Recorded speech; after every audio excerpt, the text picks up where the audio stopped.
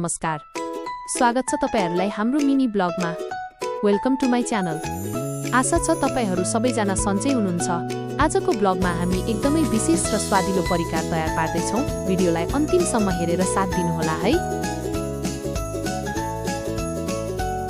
सबैभन्दा पहिले हामीले अघिल्लो दिन नै भिजाएर राखेको चामललाई मिक्सरमा हालेर राम्रोसँग पिस्दै छौं।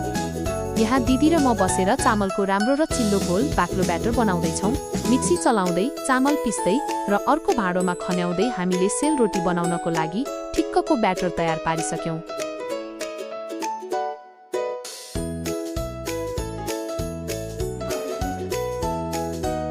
हामीले परम्परागत तरिकाले दाउराको चुलो बालेका छौं।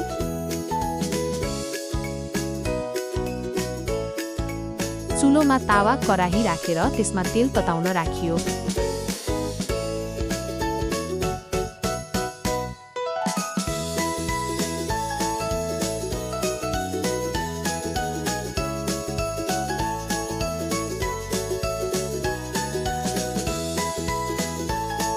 तेल राम्रोसँग तातेपछि बोतल वा डाइसको मद्दतले घोललाई गोलो गोलो बनाएर तातो तेलमा हाल्यौं। बाँसको सिन्काले पल्टाउँदै घुमाउँदै र रातो रातो गोल्डन ब्राउन भएसम्म सेलरोटीलाई राम्रोसँग तारियो। दाउराको चुलोको आगोमा पाकेको ताजा सेलरोटीको बास्ना र स्वाद त झनै बेग्लै हुन्छ।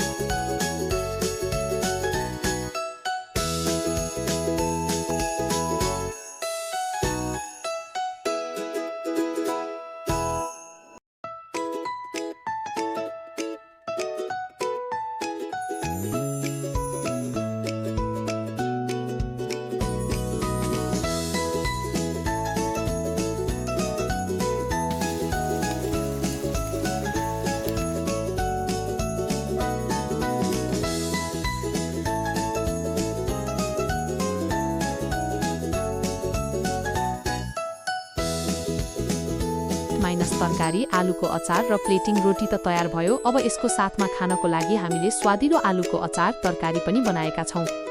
पाकेका राता राता र कुरुम कुरुम क्रिस्पी सेलरोटीहरूलाई भाँडोमा निकालियो। त्यसपछि प्लेटहरू मिलाएर सबै प्लेटमा एक एकवटा सेलरोटी र स्वादिलो आलुको अचार पस्कियौं। घरका साना बाबु नानीहरू र परिवारका सबैजना भुइँमा गुन्द्री म्याटमा लहरै बसेर खान तयार हुनुभयो। बाबु नानीहरूले सेलरोटी र अचार चाख्दै मिठो छ भनेर निकै खुसी भएर खाए। परिवारका सबैजना मिलेर मिठा मिठा कुरा गर्दै खाँदा आजको दिन एकदमै रमाइलो भयो। तपाईहरुलाई हाम्रो आजको यो मिनी ब्लग कस्तो लाग्यो? हेरिदिनु भएकोमा धेरै धेरै धन्यवाद। च्यानललाई लाइक, कमेन्ट र सब्स्क्राइब गर्न नभुल्नु।